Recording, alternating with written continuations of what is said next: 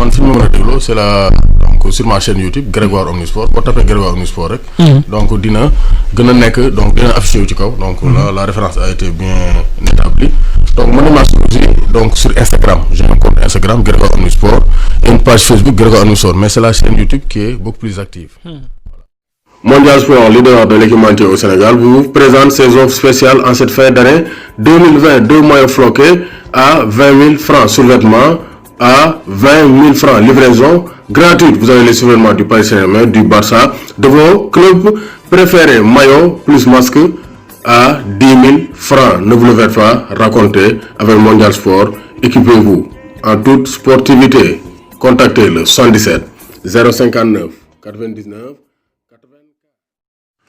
Bonsoir à tous et à tous, bonsoir à tous les suiveurs et à tous les inconditionnels de Grégoire Omnisport. Bienvenue dans ce samedi foot, samedi des Lions du Sénégal. On va démarrer par l'Europe. Europe, la démarrer avec le championnat espagnol. Le Real Madrid remporte le derby, donc madrilène 2-0 face à l'Atlético Madrid de Diego Simeone. Donc Casemiro moo njëkk a dugal 15e minute de jeu, but de la tête.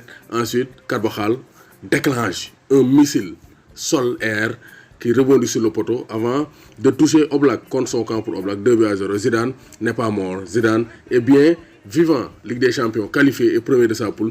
Zidane remporte le derby madrilène et revient à 3 points de l'Atlético Madrid. Même si Atlético a un match en retard par rapport au Real Madrid. Donc ça c'est très clair. Donc belle performance de la Maison Blanche. L'équipe de Abdoulaye Fall de Yoran Ndiaye donc et de Momo Seck. Séville moo fekk Getafe dóor ko 1-0. Valence Athletic Bilbao 2 partout. Fële ci Angleterre Aston Villa moo fekk Wolverhampton dóor ko 1-0. Patal bi avec un but de Anwar El Ghazi. L'international néerlandais d'origine marocaine. Donc Wolverhampton ça ne va pas cette saison. Newcastle moo dóor West Bromwich 2-1. United City derby nul vraiment derby bu nul nii man mosuma ko gis. Derby Manchester bu nul nii ñàkk xorom ñàkk niveau ñàkk intensité vraiment c'est terrible malgré de grands joueurs comme De Bruyne, Fernandes. C'était le bas niveau du côté de Old Trafford qui nous a pas fait rêver. C'était pas le grand rêve du côté d'Old Trafford. 0 but partout entre United et City. Everton a surpris Chelsea 1-0 avec de l'agressivité.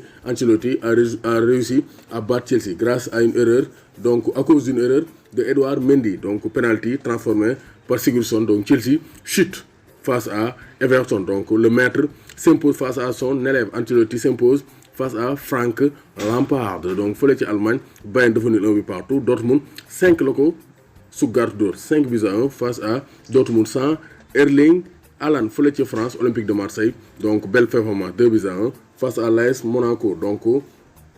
Donc Pape Gueye moo gagné Sofiane Diop 2-1. Lens Montpellier moo ko fekk dóor ko 3-2. Donc un match très très riche en but. Fële ci Pays-Bas Lassana Faye ak Ado Den Haag de nul 1 but partout ak Emmen. Lassana Faye titulaire il a joué une belle rencontre. Note 7,1 lañ ko jox. Donc il a été crédité d'une très belle rencontre. Donc Lassana Faye toujours il peut dépanner au poste de latéral gauche de l'équipe nationale du Sénégal. Fële deuxième division Angleterre Watford moo fekki Birmingham City dóor ko 1-0 sans Ismaïla Sarr donc n'a pas participé à cette rencontre. Bokk woon sax ci feuille de match bi.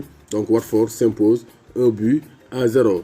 Bristol City bu Famara Diédhiou Rotterdam United moo ko dóor 2-0. Famara Diédhiou remplaçant. Cette saison Famara Diédhiou n'est pas très en forme. Donc Bournemouth moo dóor Huddersfield bu Naby Sarr 5-0 avec un doublé de Dominique Solanke, ancien joueur de Liverpool. Donc Bournemouth ils sont bien partis pour revenir en première division anglaise. Donc gis nañ ne fële ci Turquie Mame Birame Diouf auteur d'une passe décisive donc a inscrit sa 4e passe décisive de la saison. 3 buts et 4 passes décisives pour Mame Birame Diouf. Donc màggetu golo lu màgget des na ay ngelas yu mën a jommal gone. Ban gone la jommal mooy Alassane Ndao bu Karam Group ak Pape Badou Ndiaye. Donc ñoom donc le Mame Birame Diouf mooy dóor 3-1. Donc ça c'est une très belle performance. Donc Fenerbahçe avec Mame Baba Thiam et Papis Demba Cissé. Yeni Malatya Sport moo leen fekk dóor leen 3-0. Rizespor moo dóor Godsepe bu Lamine Gassama bokkul ci feuille de match bi 3-2. Donc ça c'est très clair. Donc gis nañ fële ci deuxième division italienne donc Pordenone bu David Djili Diaw dañ ko dóor. Pise moo ko dóor 1-0. Fële ca Pro League mooy Jupiler League fële ca Belgique donc Cercle de Bruges bu Eliman Franck Kanouté Ostende moo ko fekki dóor ko 1-0. Kanouté donc n'a pas joué. Donc Kanouté n'a pas joué ce match, il n'était pas sur la feuille de match. Donc, Makhtar Gueye, ancien joueur de Gorée et de Saint-Etienne, mon titulaire, mais il n'a pas marqué. Donc, 5 de but sans Kanouté, a été battu. Charleroi s'est imposé, hein, 4e but de la saison pour Mamadou Fall, attaquant international sénégalais qui a permis à Charleroi de s'imposer. Donc, ça, c'est une très bonne nouvelle pour l'attaquant Mamadou Fall. Donc, first deuxième division française, on note encore un but de Pape Ibnouba, 8e but de la saison, tout comme son confondus pour Pape Ibnouba, ancien attaquant de la Linguère et du Stade de Mbour. Ibnouba continue de montrer que c'est un attaquant de classe mondiale. Vraiment, Douga rek lay def. Ibnouba donc permet à Niort de s'imposer 2-0. Donc Amiens, Bou, Sanoussi et Amadou 6.